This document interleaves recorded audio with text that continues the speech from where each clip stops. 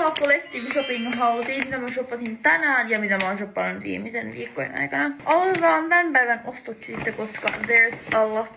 Okei, tää on siis Kiinan trikoosta tämmönen niin kuin valkoinen silkkipaita ja se silleen knyttää sen tuolla selässä niin söpö. Ja mä otin Jentikoista vaan tämmösen niin kuin bacon neuleen. Okei, sit Zara. Ja siis tää toppi on niin hieno. Se on vähän tällainen niin kuin off the shoulder. Se istuu niin kivasti päällä. Ja sit mä ostin tällaisen topin Zarasta. Ja sitten tällaiset lasit Big Boxista.